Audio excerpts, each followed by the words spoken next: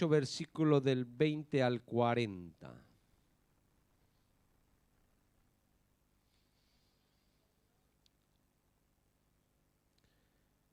Elías y los profetas de Baal.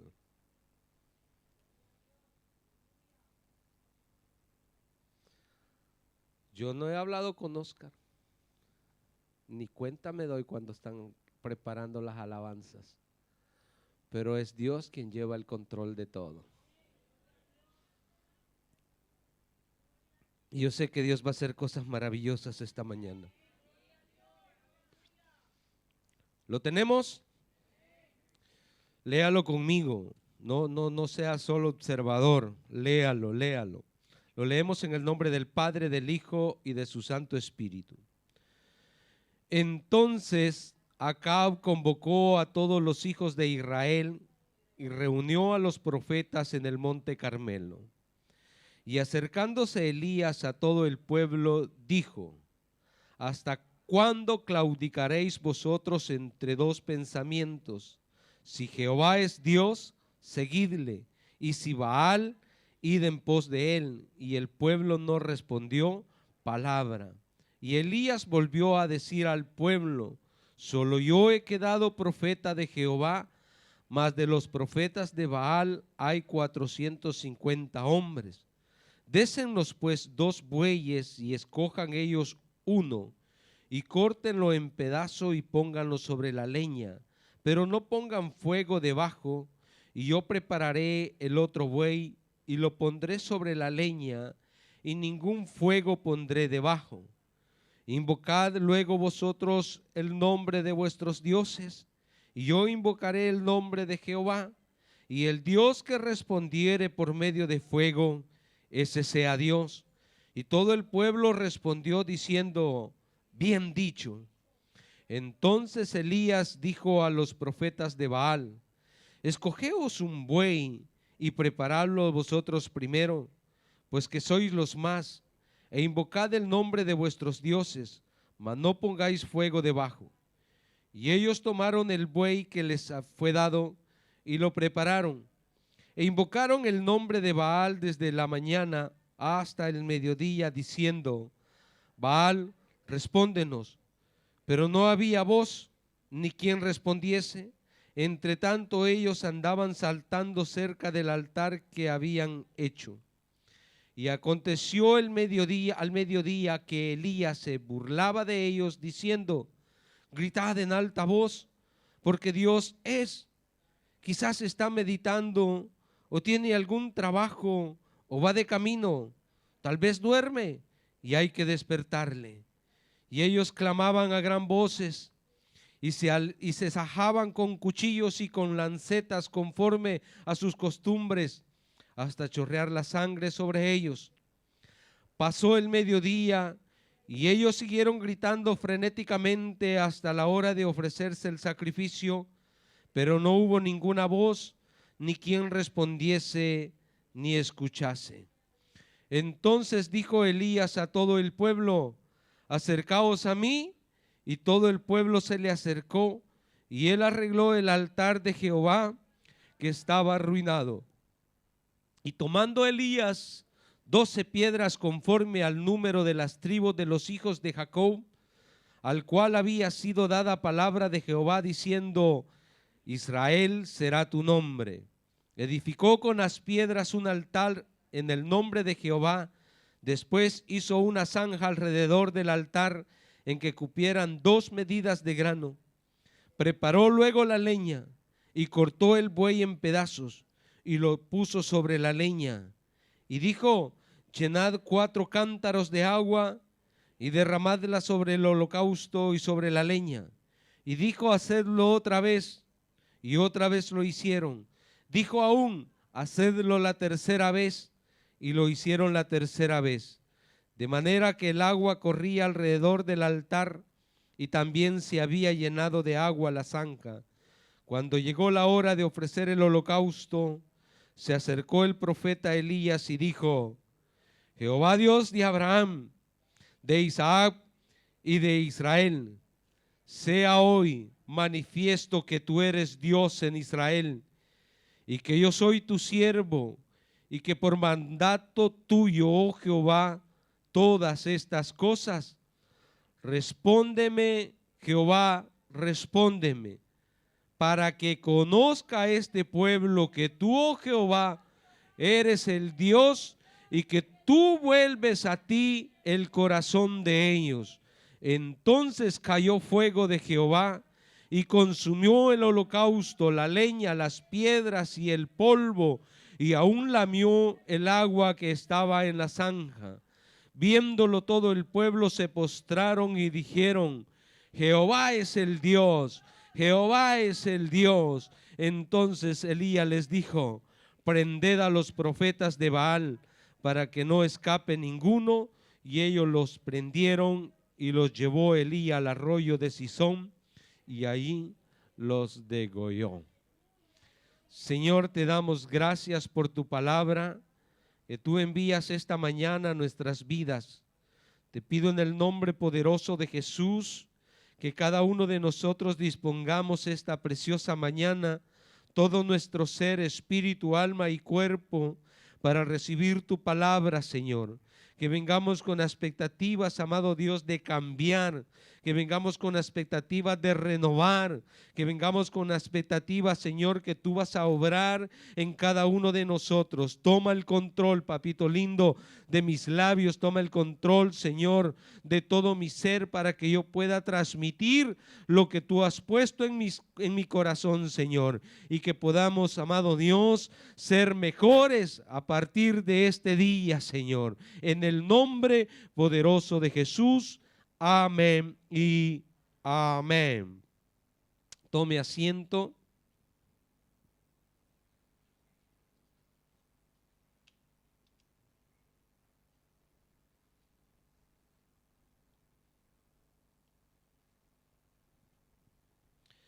Parece que toda la iglesia se fue de luna de miel.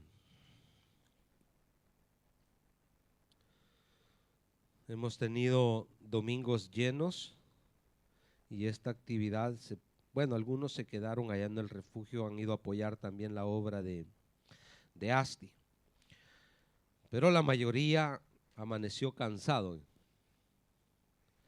Qué bueno que se pueden quedar a descansar. Yo ayer llegué con fiebre a la casa y yo dije, wow, y ahora mañana ¿quién predica? Pero tenemos un Dios poderoso. Yo le dije: Señor, yo tengo que ir a estudiar, o te llevas esta fiebre o te buscas otro. Y acá estoy, hermano. No somos fuertes nosotros, sino el que está sobre nosotros es el fuerte. Ay, después de la tarde, si voy a caer, caigo acostado, pero debo de cumplir lo que Dios me ha mandado a hacer. Estamos en esta porción bíblica donde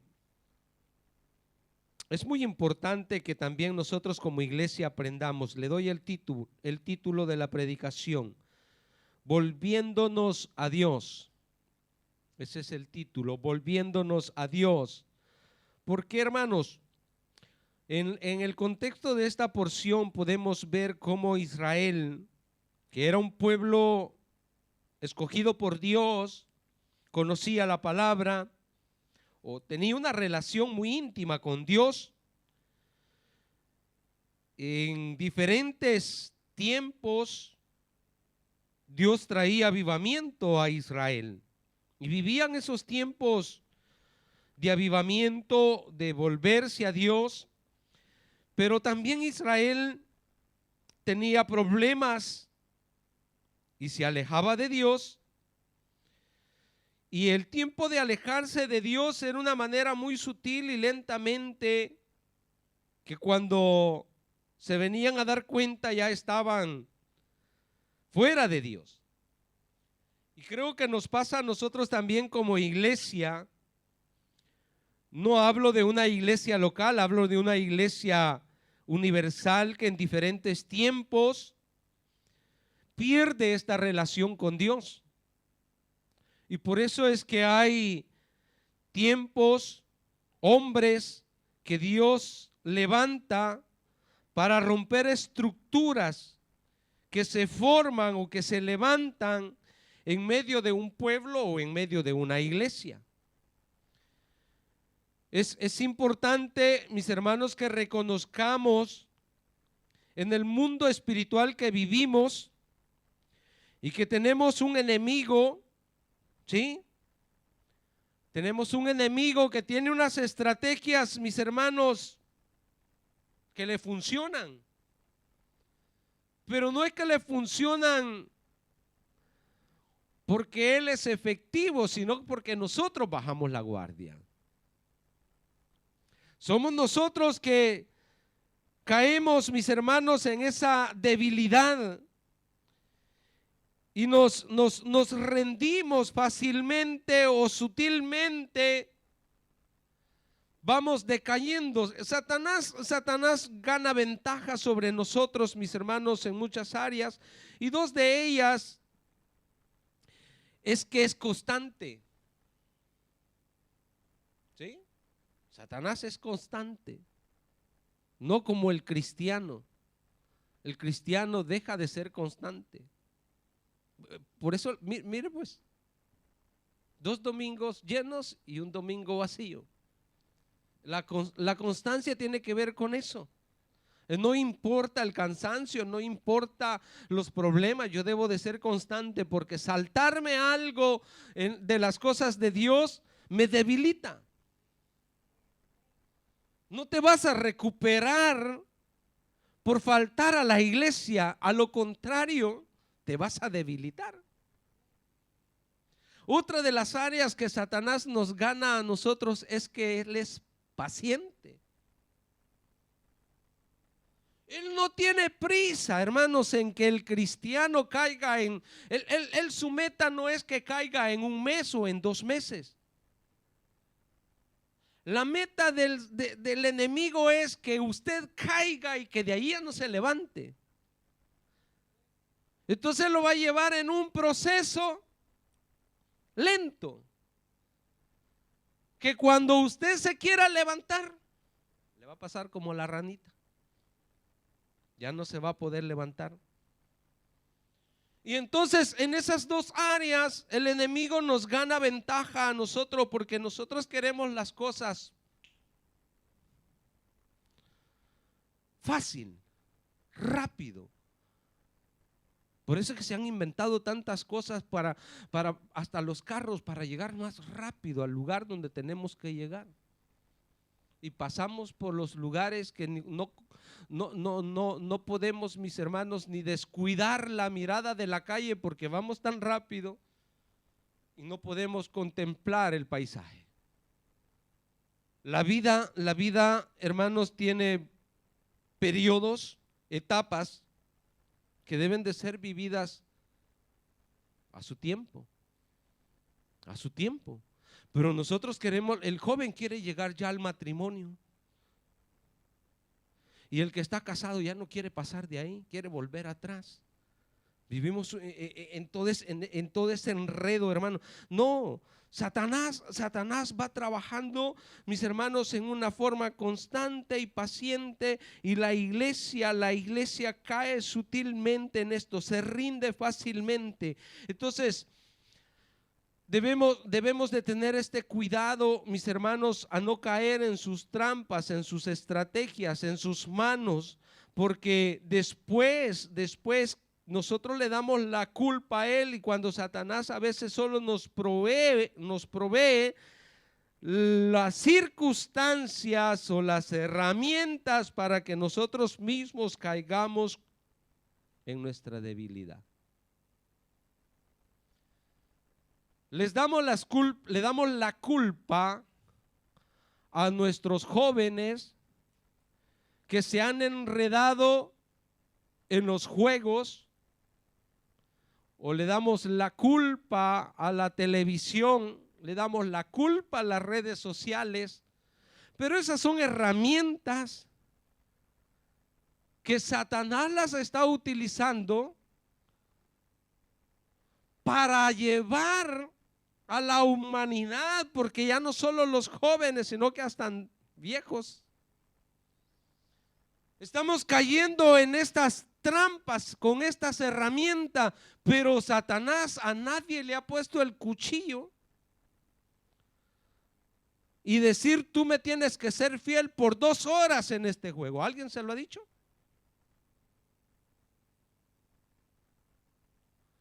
A nadie.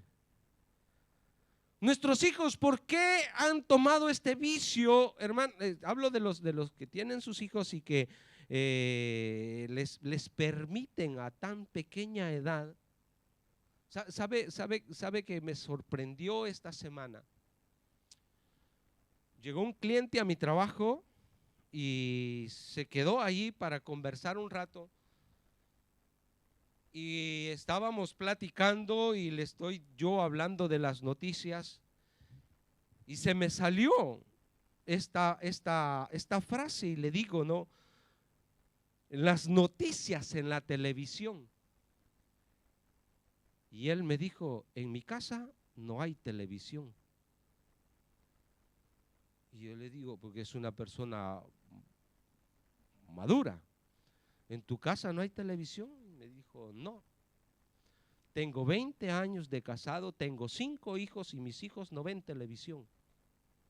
No existe la televisión en mi casa.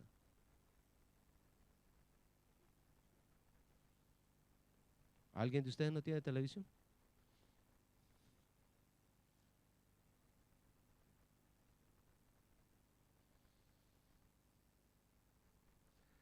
Sorprendente, ¿no? Y me dijo: no es que yo no me ayorno con las cosas, pero de eso yo no saco ningún provecho. Si yo quiero ver noticias, las puedo ver. Estoy al día con las noticias. Estoy al día con el mundo. Me gusta viajar. Uso las herramientas porque él es uno que factura y todas esas cosas. Todas las cosas las tengo en orden. No me hace falta la televisión. Y les he enseñado a mis hijos que no les hace falta la televisión ni los juegos electrónicos. Yo dije en mi corazón: este sería un buen cristiano. Pero el problema nuestro es que les damos el teléfono a nuestros hijos, les permitimos el tablet para que nos dejen en paz. Y después le damos la culpa al diablo. Y el diablo dice: yo soy inocente.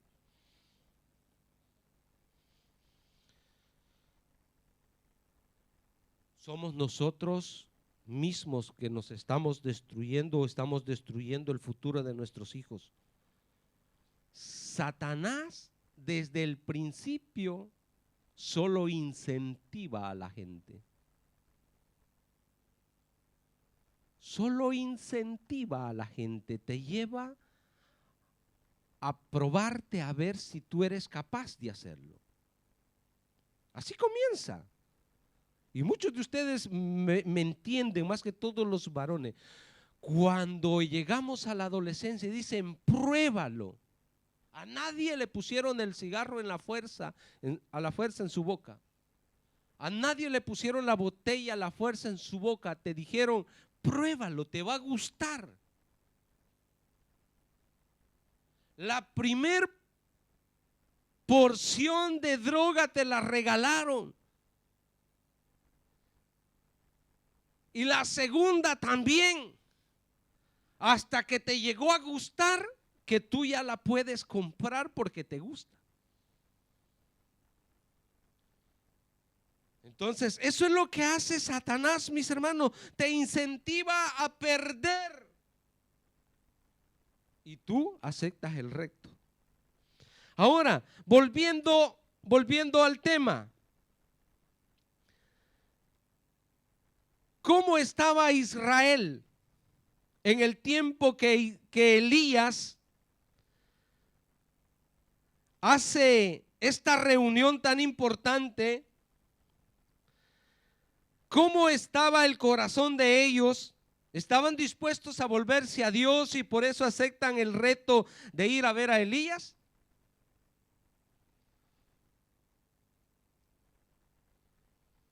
Es triste, hermanos, ver cómo claudicamos o cómo nos comportamos dentro de una iglesia o dentro de un tiempo de alabanza y de adoración, cómo el pueblo está dividido. Se puede ver la persona que viene dispuesta a alabar a Dios, a adorar a Dios, pero hay un grupo de personas que solo viene a ser espectadores de lo que está sucediendo.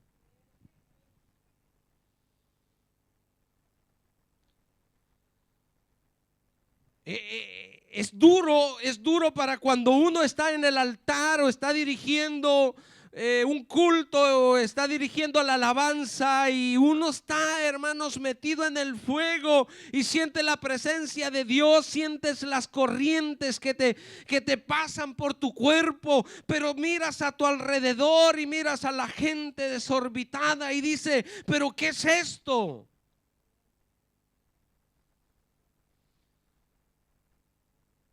Qué triste. El monte Carmelo significa el jardín de Dios o viña de Dios.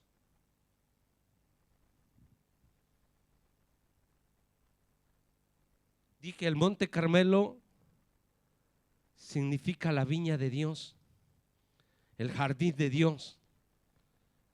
La iglesia significa eso. ¿A qué vienes a este lugar? Debemos de venir preparados, que venimos al jardín de Dios. Venimos a la viña de Dios. Venimos a disfrutar del ambiente espiritual donde Dios manifestará su gloria.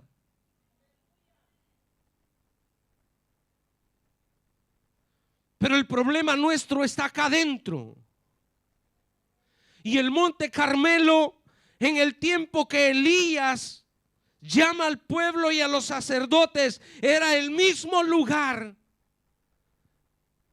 donde se habían levantado altares para Baal. Mire cómo cambia el ambiente. Y eso es lo que está pasando hoy. Quizás hay más influencia satánica dentro de las iglesias en este tiempo que de presencia de Dios.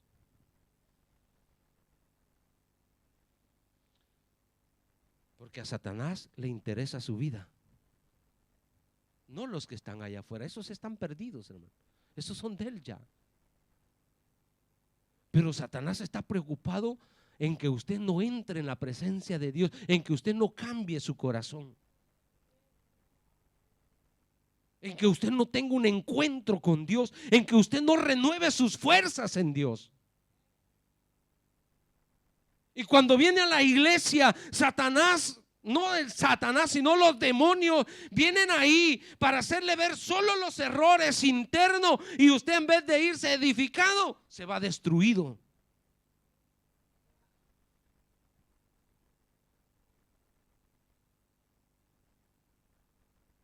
El pueblo que acepta esta cita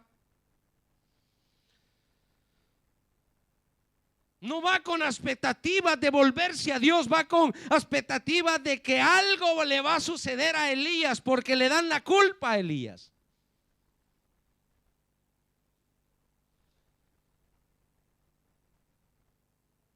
No sé si usted me está dando la culpa ahora a mí.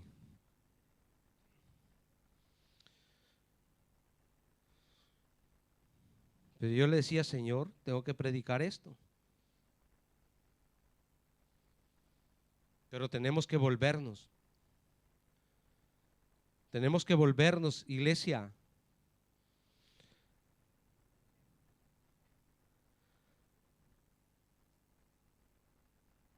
¿Quiénes llegaron y por qué llegaron, hermano? ¿O quiénes vinieron y por qué vinieron? Hoy.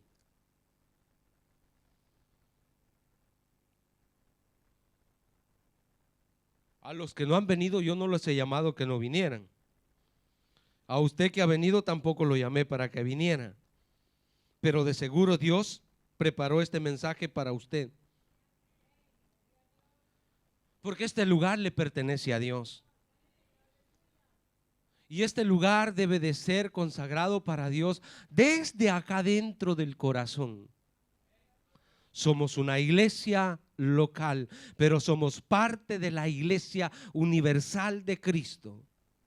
Y debemos de preparar nuestro corazón para tener ese encuentro con Dios cada vez que venimos a este lugar. No es llamado el Monte Carmelo, pero sí es casa de Dios y puerta del cielo.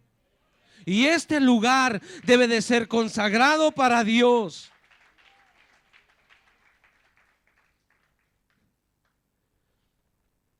Mire, mire, cosas maravillosas hace Dios. Porque en esta cita,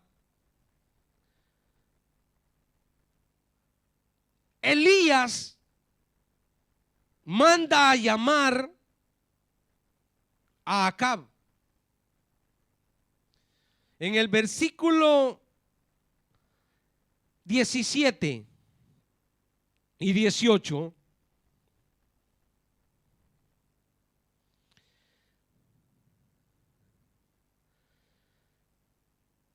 dice: cuando Acab vio a Elías, le dijo: ¿eres tú el que turbas a Israel?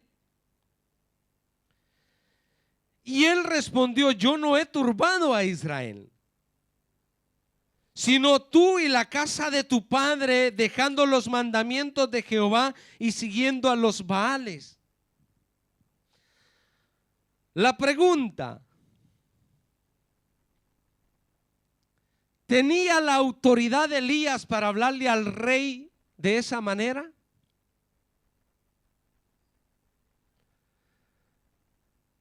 En el contexto histórico, ¿podía haber vivido Elías después de haberle hablado a Acab así?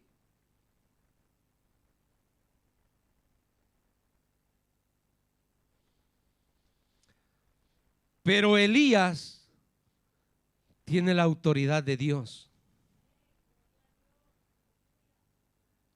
Y con esa autoridad, Elías habló a Acab.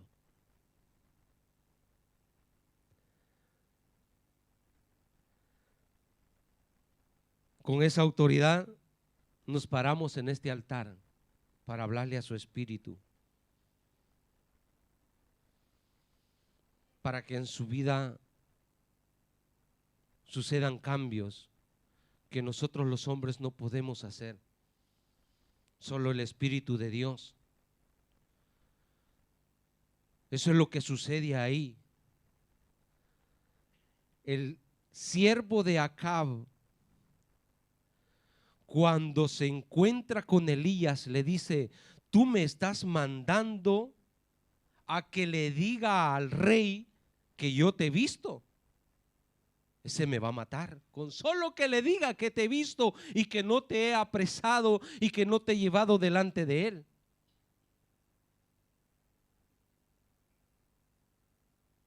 Imagínese.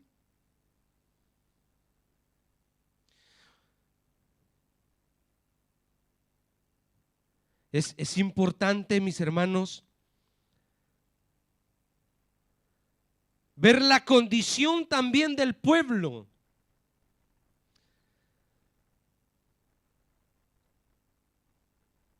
Los dos versículos primeros que hemos leído, dice: entonces Acab convocó a todos los hijos de Israel y reunió a los profetas en el monte Carmelo.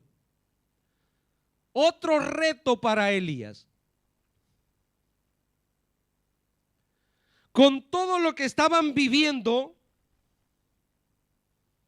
de resequedad, que no llovía, no había producto, y Elías se acerca y le dice: ¿hasta cuándo claudicaréis en dos pensamientos? ¿Sabe cómo le hubieran llovido las pedradas ahí?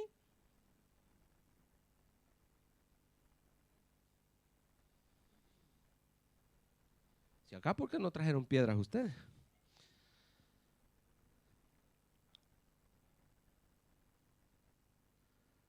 ¿hasta cuándo claudicaréis vosotros entre dos pensamientos? Creo que son palabras muy profundas en el corazón del pueblo, porque esta palabra claudicar tiene muchos significados, mi hermano. Uno de ellos es que desmayamos, que no somos constantes. Por eso le hablaba de que no somos constantes, porque desmayamos, nos dejamos llevar por las fuerzas de maldad que nos rodean. Claudicamos, bajamos la guardia, venimos a menos. No me diga que a usted no le sucede. No me diga que usted lleva una vida constante de ayuno, de oración, de búsqueda de Dios, de lectura de la palabra de Dios, porque acá se vieran los efectos.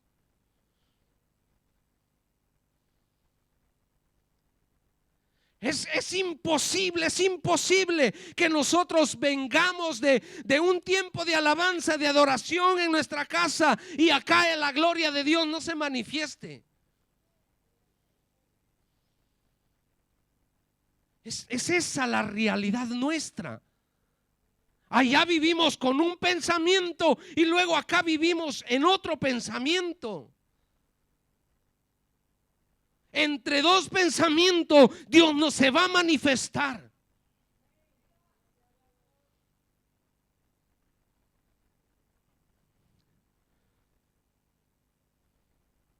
¿Qué nos quita la fuerza? ¿Qué nos hace desmayar, iglesia? Le dije, si le hice una introducción de cómo Satanás tiene herramientas y maneras sutiles para desviarnos de la voluntad de Dios, y eso es lo que había sucedido con el pueblo de Israel, que ellos buscaban otros dioses que satisfacieran la necesidad de ellos. ¿Acaso Dios no es completo? ¿Acaso el Dios de Israel, el Dios de Abraham, de Isaac, de Jacob, no es el mismo Dios nuestro? ¿Hay algo que Dios no pueda hacer por nosotros, que buscamos con nuestras fuerzas satisfacer nuestras necesidades?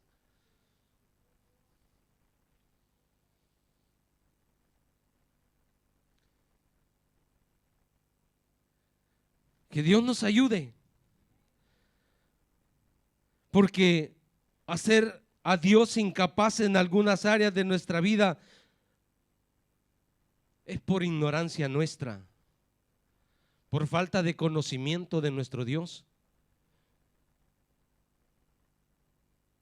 Pero cuando nosotros le creemos a Dios, Dios se manifiesta en nuestra vida. Lo que ayer hemos vivido que no llovió, yo ya lo había vivido cuando estuvimos en Porto di Mare. Teníamos preparado una grillata, lo anuncio el último domingo y toda la gente dice a ver el meteo. Nomás me bajo del púlpito y se me acercan los hermanos, hermanas y me dicen: pastor, dan lluvia para el domingo, el 100% de lluvia. Y le dije, si será asada o será sopa, pero ya está anunciado.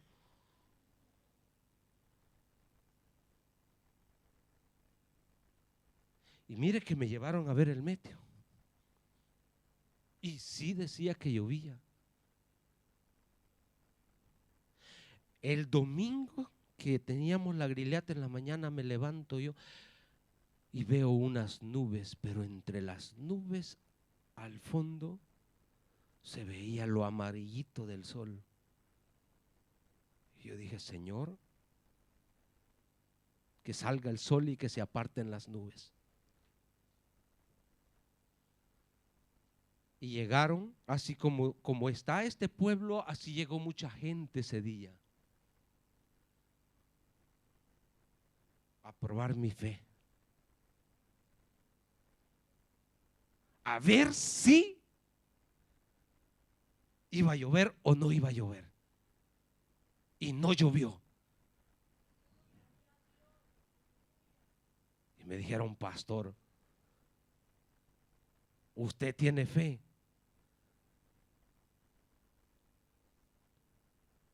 Y entonces, ¿qué somos, pues? Debemos de creerle a nuestro Dios.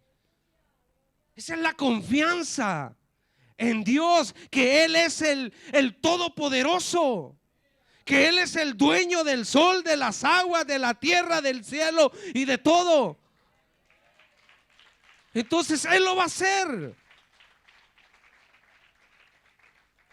Y eso es lo que hace Elías en este versículo 2. Dice, acercándose Elías a todo el pueblo, dijo, ¿hasta cuándo claudicaréis vosotros entre dos pensamientos? No, el nombre de Jehová no era un nombre extraño para Israel. El nombre de Jehová para Israel significaba todo.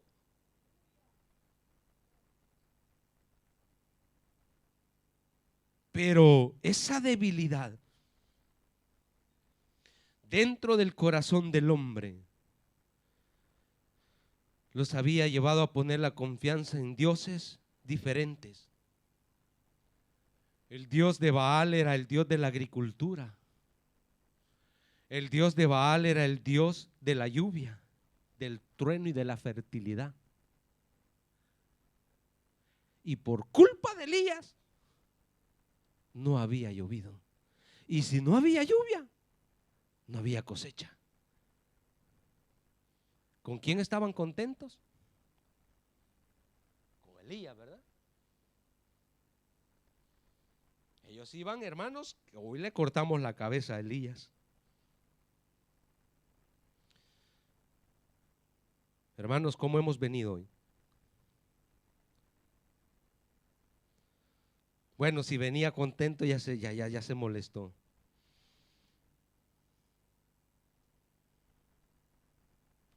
¿Usted cree que ese pueblo desde la mañana, desde que se reunieron, no estaba el bar abierto?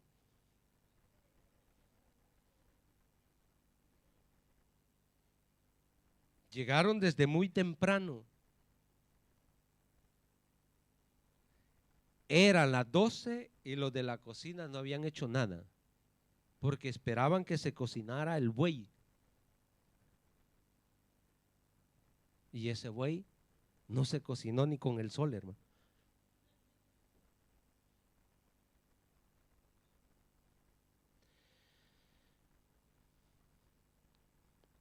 ¿Cómo está nuestra confianza en Dios?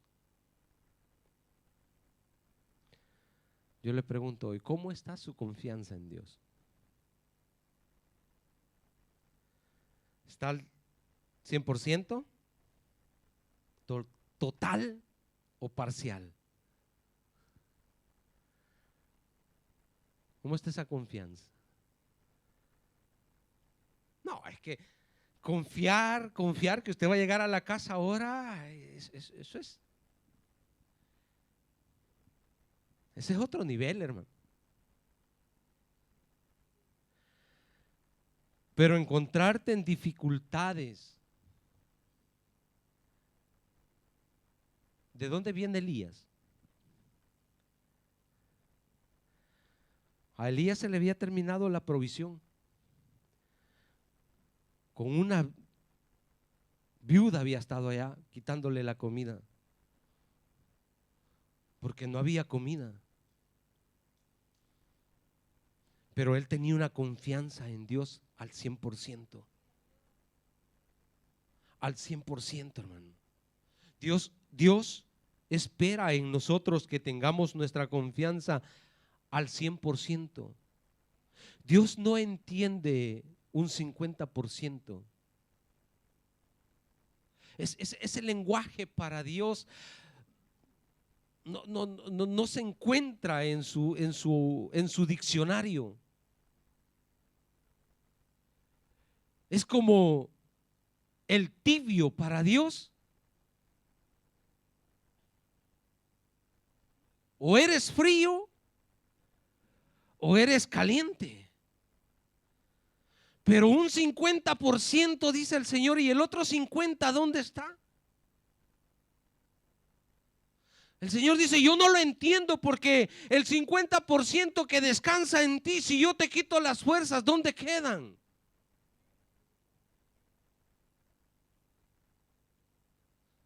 La sabiduría la da Dios, aún a los reyes de allá afuera. Y si tú no tienes sabiduría y no tienes inteligencia porque Dios no te la dio, ¿dónde está tu confianza? Dios no lo entiende, porque es que nosotros confiamos en lo que tenemos. Si lo que tenemos Dios nos lo ha dado. Nuestra confianza debe de ser total en Dios. El pueblo de Israel había sido llamado para que confiara en Dios. Él los había elegido y Él les había dicho que no los iba a dejar y que no los iba a desamparar. Pero ellos habían confiado no en Acab. Los sacerdotes no confiaban ni en Acab, confiaban en Jezabel, que ella les estaba dando de comer. Hermanos, tú tienes un trabajo, tú tienes una casa, y todo lo que has logrado es porque Dios te lo ha permitido. ¿Y sabe cómo deberíamos de venir acá? ¿Y sabe cómo entráramos por esas puertas? Con acciones de gracia, con júbilo, como lo dijo David: y aún me haré más vil, y yo no me avergüenzo postrarme delante de Dios, y yo no me avergüenzo danzar delante de Dios, pues Él es mi creador, Él es mi fuerza, Él es mi Dios, y yo confiaré en Él el resto de mi vida.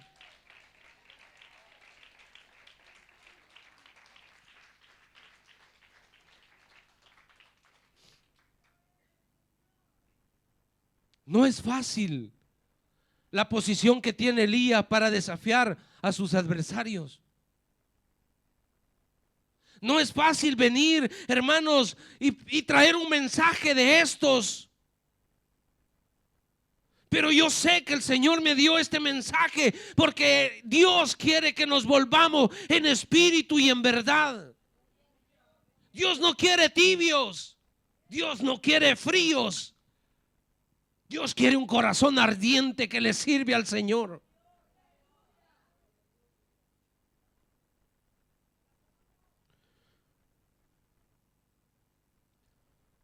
El mundo puede pensar y puede creer que todas las religiones o las sectas que ellos conocen los lleva a un solo Dios. Ma, usted y yo sabemos la verdad.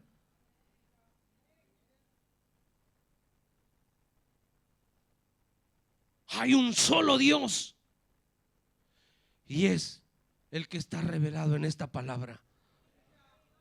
Y es el que se le reveló a Abraham, el que se le reveló a Isaac y Jacob.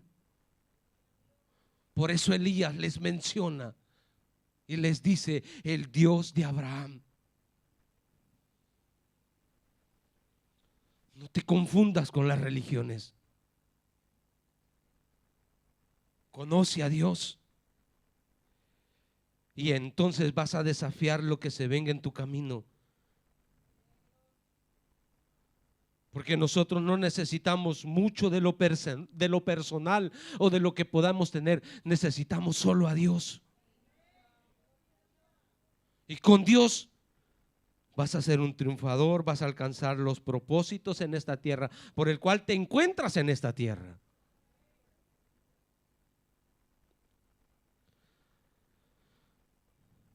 ¿Cuáles son nuestras acciones, mis hermanos? ¿Cuál es el estado espiritual en que andamos?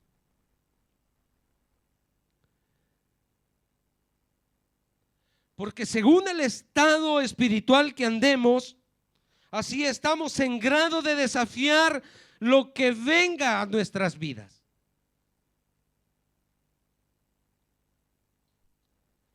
No significa que no vas a tener tropiezos. No significa que no vas a tener pruebas. Si usted ve la vida de Elías antes y después de este episodio, su fe tenía que ser probada. No es que Elías viva, hermanos, en la prosperidad y en la prosperidad y en la prosperidad. Lo que predicas de acá, lo vives allá. Cuando tú vienes, y esto va para todos los que se paran a predicar acá, cuando te pares a predicar acá, recuérdate bien lo que predicaste, porque allá afuera,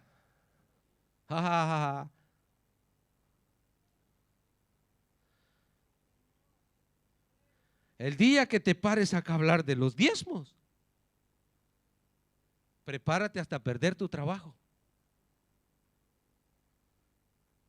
porque vas a venir a menos, a menos, a menos, hasta que tú te encuentres fiel en eso poquito que te entra, dándole los diezmos a Dios. No es que a Dios le vamos a dejar de dar los diezmos porque gané poquito. Cuando yo me pare acá a hablar de que Dios sana, prepárate porque van a venir momentos difíciles de salud. Y yo seguiré creyendo que Dios es mi sanador.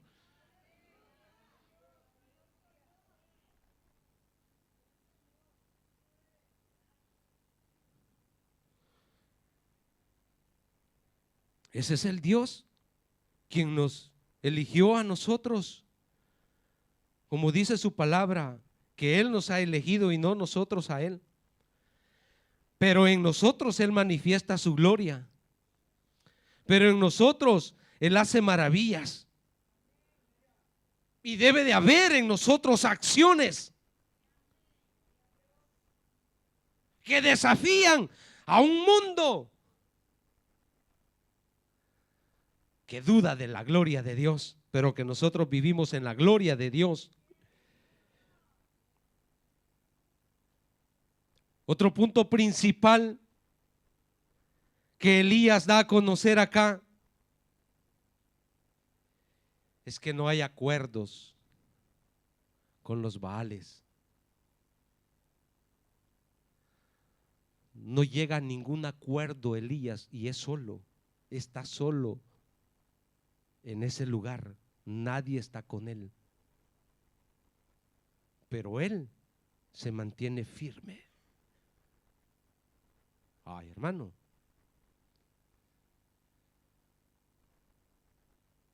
Necesitaríamos experimentar estar en el África predicando la palabra de Dios en medio de un mundo que odia a Jesucristo, para experimentar lo que Elías está viviendo ahí. Porque nosotros vamos a las plazas y nos paramos ahí y pasamos los ojos de radar a quién me puede golpear y a quién no me puede golpear, y a este le predico porque a este creo que me le puedo correr. Pero Elías ahí no se podía correr porque igualmente perdía la cabeza. Y el pueblo solo estaba esperando el momento en que Acab o los sacerdotes dieran la orden.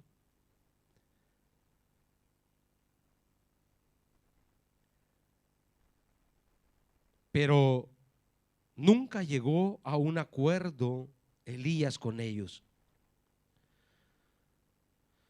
Por eso David dice en el Salmo 27:3 que no temerá su corazón, aunque contra él se levante guerra. Él estará confiado en Dios. ¿Estaba confiado Elías en Dios ahí, sí o no? ¿Cómo está su confianza en Dios hoy? Igual sigue pensando que de algunas cosas Dios no le puede librar.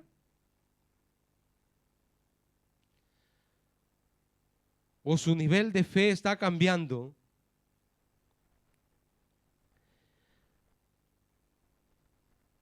¿Sabe que la iglesia ha caído en un sistema de conformismo?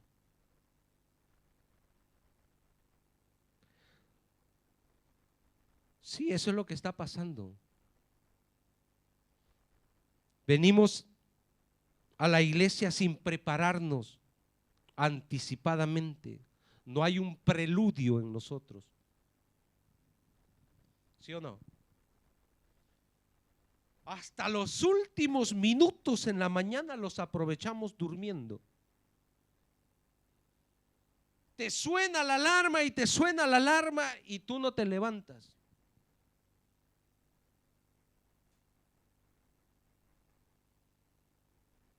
Yo ya no veo, hermano. Si acá vienen a las 9:30 a orar los hermanos servidores, es porque se les ha exigido y se les ha pedido que a las 9:30 tienen que estar acá para orar.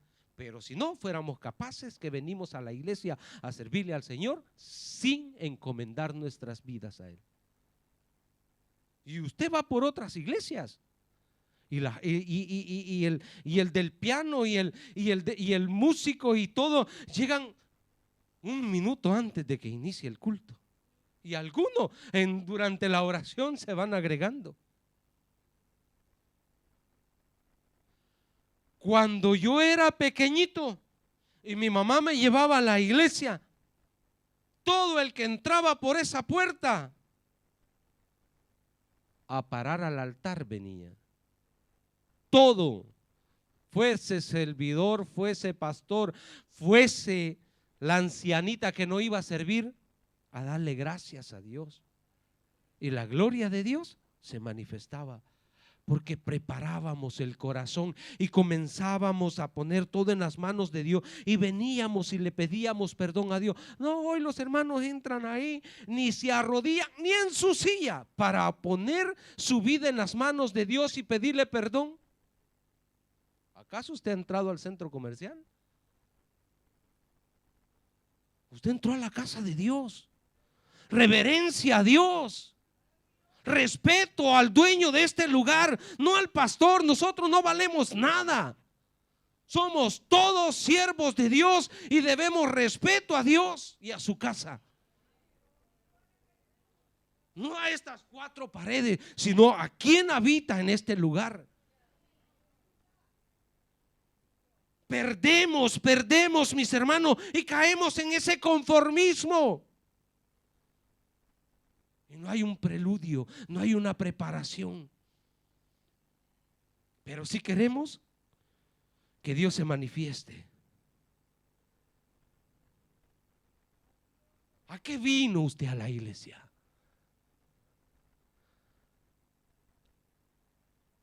¿A qué venimos a la iglesia? ¿Cuál fue nuestro objetivo? Usted y yo no venimos a dormirnos.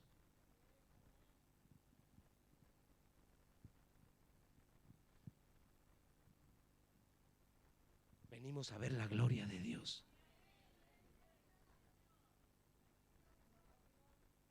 Yo quiero salir de este lugar con la satisfacción de que estuve en la casa de Dios. Y poder, mire, cuando usted entre en esa presencia de Dios, de acá, no va a querer ni darse vuelta para salir para allá. Usted va a querer salir así. Porque vio a Dios en este lugar. Porque sintió la presencia de Dios en este lugar. Pero somos todos responsables Somos todos responsables, iglesia. El problema nuestro comienza acá.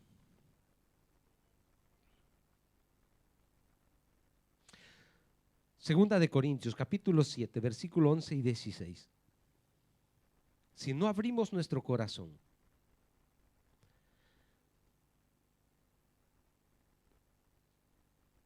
Segunda de Crónicas, perdón, Crónicas, sí. Capítulo 7, versículo 11 al 16. ¿Cuánto es importante, mis hermanos, que nosotros vengamos en esa actitud delante de Dios?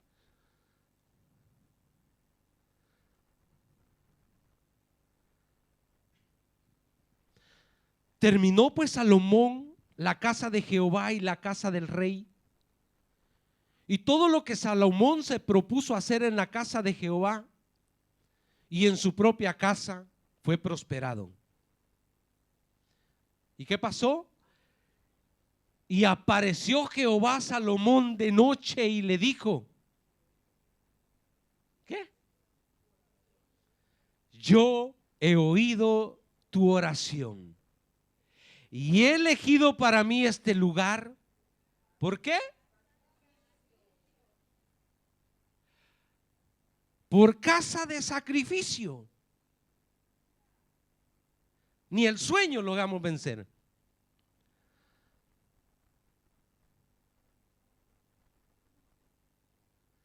Si yo cerrare los cielos, ¿para qué? ¿Qué estaba pasando allá? No llovía. No llovía. Y si mandare a la langosta que consuma la tierra, o si enviare pestilencia a mi pueblo, ¿y qué debe de caer de nosotros? La arrogancia, el orgullo.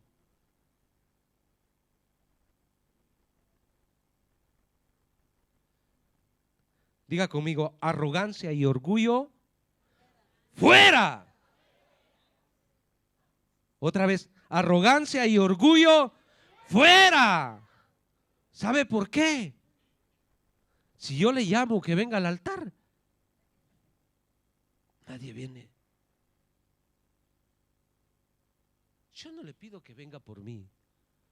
Si yo le digo que venga al altar para que se encuentre con ese Dios,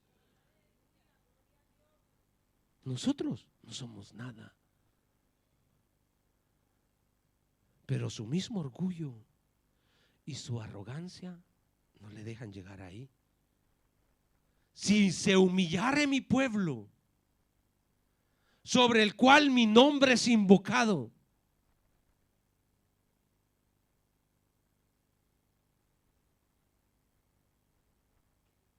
mas no oramos acá. Iglesia, volvámonos. Volvámonos a Dios. Volvámonos humillados y busquémosle en oración. Y buscar en mi rostro. ¿Y qué? Acciones, compromiso que haremos con Él cuando estemos postrados ahí.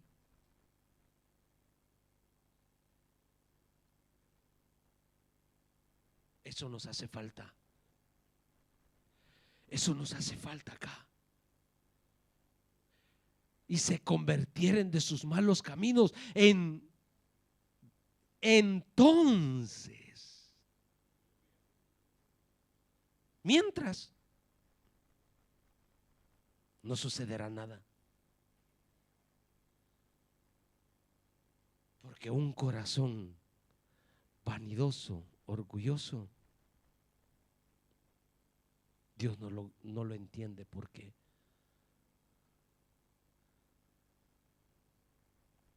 Entonces yo oiré desde los cielos y perdonaré sus pecados y sanaré su tierra.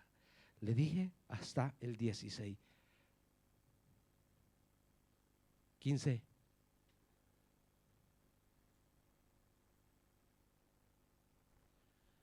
Ahora, dice el Señor, ¿estarán abiertos mis ojos? ¿Ah?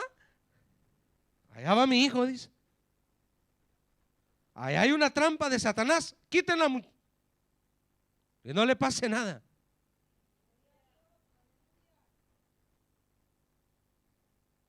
Y ahí va usted caminando.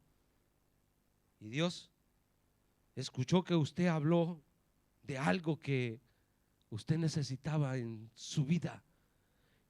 ¿Qué dijo mi hijo? ¿Quién necesita? Porque Él está escuchando. Él te mira y te ve y te oye. Te ve y te oye. Ese es el Dios que servimos, iglesia. Porque ahora he elegido y he santificado esta casa. Mire cuántas bendiciones usted se pierde. Mire cuántas cosas usted se pierde cuando viene a esta casa y se viene directamente a sentarse en esa silla. Ya va a comenzar el culto. Ya pasó ya las 2:30 y no ha terminado.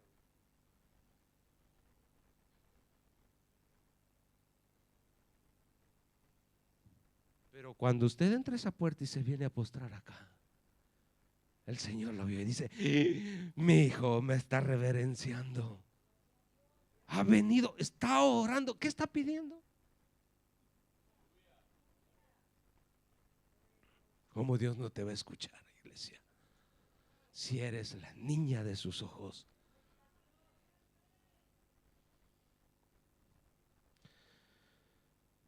Debemos de buscar a Dios en la manera correcta. Las reglas las ha dictado Él. Y nosotros debemos de obedecer sus mandamientos. Así es que si nos acercamos en la manera correcta, vamos a ver la gloria de Dios. Vamos a tener lo que el mundo, lo que los dioses no te pueden dar. Volvemos a la porción que tenemos. Y nos saltamos hasta el versículo 29 porque si no vamos hasta la noche acá. Pasó el mediodía y ellos siguieron gritando frenéticamente hasta la hora de ofrecerse el sacrificio, pero no hubo ninguna voz, ni quien respondiese, ni escuchase.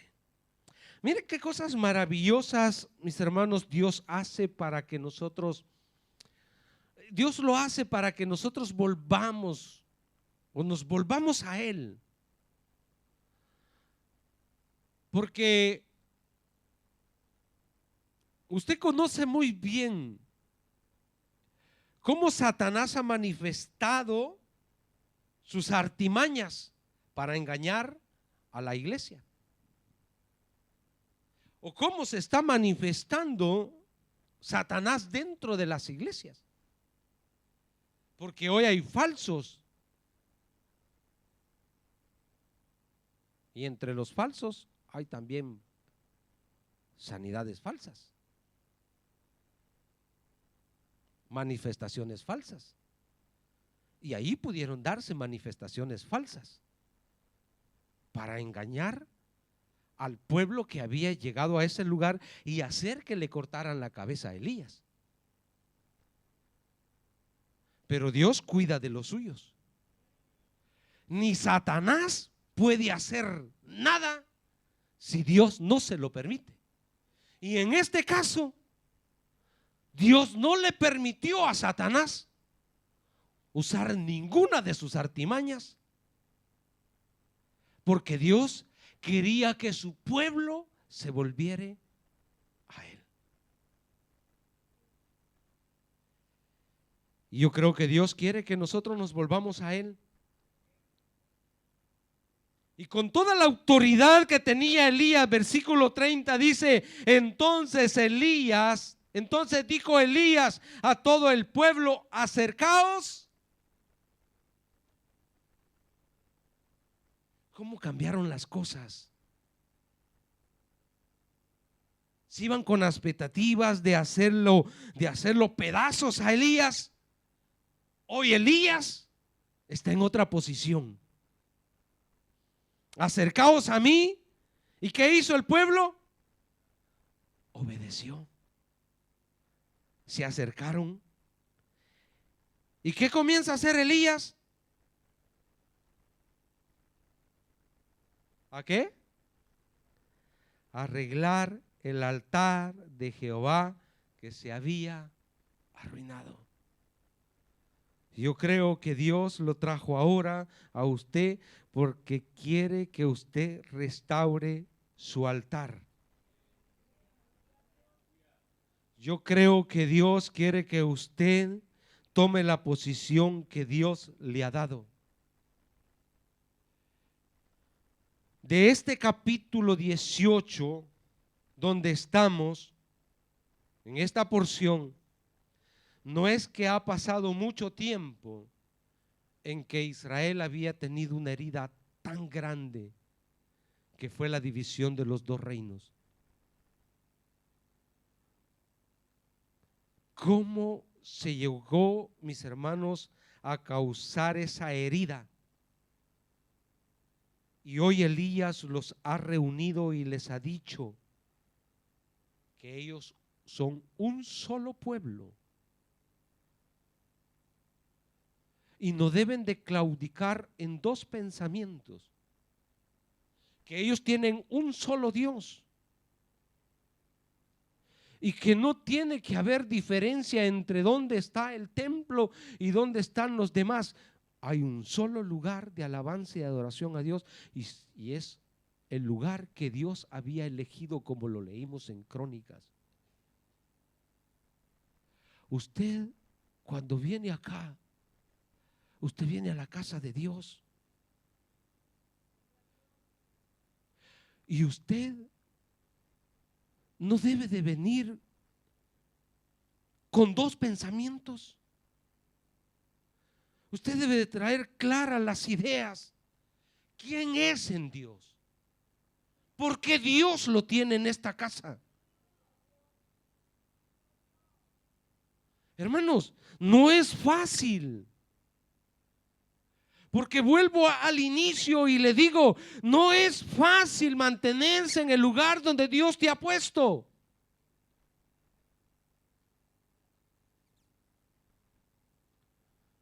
Pasamos nuestros desiertos.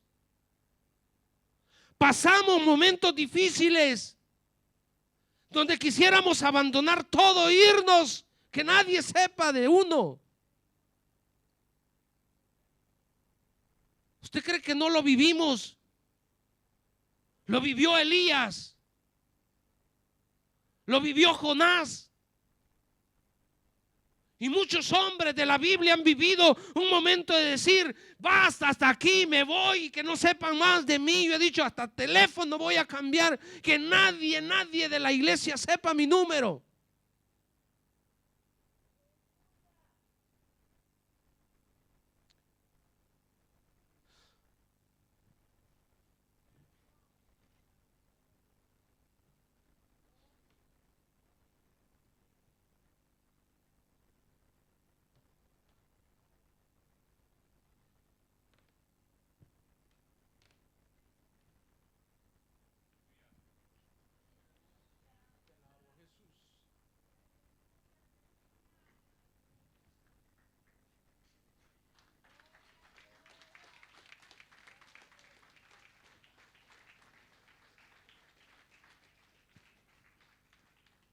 No dejes que Satanás destruya tu altar. Arréglalo este día. Arregla tu altar, iglesia. Arreglemos el altar de Dios. Satanás viene para matar y destruir. Y mete pensamientos para que tú vivas en amargura, en guerra. Así no vamos a avanzar, iglesia. Si estamos acá es porque Dios nos ha puesto acá. Seremos diversos unos con otros, pero Dios nos va a ir moldeando. Dios nos va a ir moldeando. Debemos de buscar a Dios en unidad. En unidad. Lo necesitamos. Hay muchas corrientes. Hay muchos pensamientos. La iglesia seguirá sufriendo daños sin que nosotros le permitamos a Satanás. ¿Cuántas divisiones tiene la iglesia de Cristo? Los pentecostales se creen mejor que los bautistas mejor que los pentecostales, y así hay tantas divisiones. Dios no lo entiende. ¿Por qué?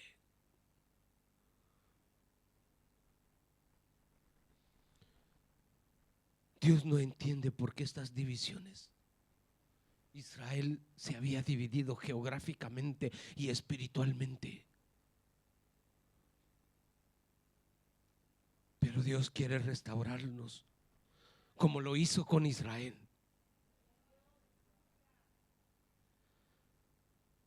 Y tomando Elías 12 piedras conforme al número de las tribus de los hijos de Jacob, el cual había sido dada palabra de Jehová diciendo que Israel será tu nombre. La iglesia de Cristo será siempre. Usted y yo le pertenecemos a Cristo. Usted y yo le pertenecemos a Cristo. Dios limpiará nuestro camino. Dios limpiará nuestras vidas. Por eso Elías no dejó a ningún sacerdote de los de Baal vivo, porque ese es uno de los grandes problemas nuestros, que no quitamos desde raíz el problema. Quite desde la raíz lo que le está afectando para la búsqueda de Dios.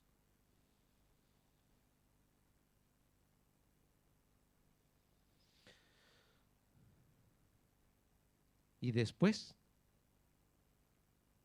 ¿qué venimos o qué traemos a Dios? Póngase de pie. ¿Qué traemos a Dios, hermanos? ¿Cuál es el holocausto que le ofrecemos a Dios? ¿Cuál es el sacrificio que le ofrecemos a Dios?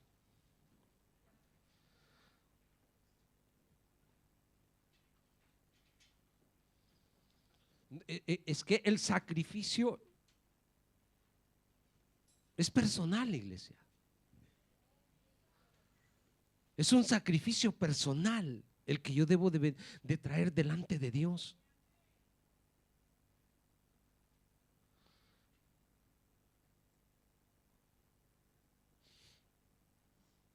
Edificó con las piedras un altar en el nombre de Jehová. Después hizo una zanja alrededor del altar en que cupieran 12 medidas de grano. Preparó luego la leña y cortó el buey en pedazos y lo puso sobre la leña. Y dijo: llenad 4 cántaros de agua y derramadla sobre el holocausto y sobre la leña. Y dijo: hacedlo otra vez. Y otra vez lo hicieron. Dijo aún: hacedlo la tercera vez. Y lo hicieron la tercera vez. De manera que el agua corría alrededor del altar y también se había llenado de agua la zanja. Cuando llegó la hora de ofrecer, ¿qué? El holocausto, el sacrificio, cuando ya todo estaba preparado, se acercó el profeta Elías y dijo, ¿qué dijo? Iglesia, ¿qué dijo? Jehová Dios de Abraham, de Isaac y de Israel, ¿sí? Sea manifiesto que tú eres Dios en Israel, que yo soy tu siervo.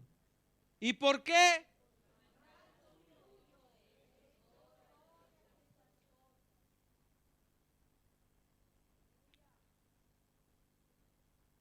Hoy te lo dice el Señor a ti, iglesia. Cuando el Señor me dio este mensaje, yo no quería.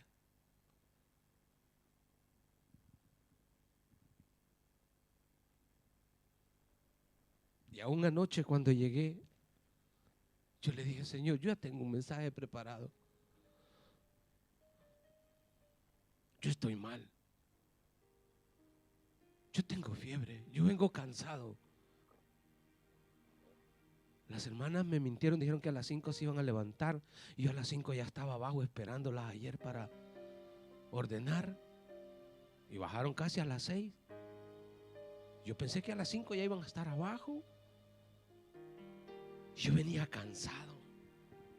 El Señor, no es posible. Me dijo: esto te he puesto en tu corazón. Y por mandato de Dios, yo he predicado este mensaje.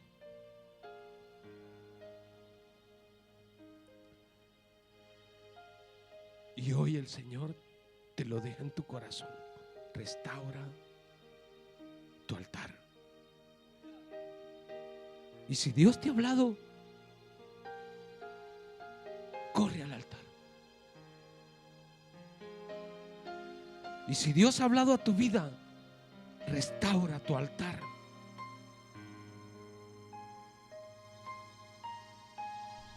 Porque es la hora de ofrecer el sacrificio a Dios. Porque es hora de arreglar el altar. Porque es hora, iglesia, de que nos volvamos espíritu, alma y cuerpo a Dios. No, yo no te traigo un mensaje emotivo, te traigo un mensaje de parte de Dios.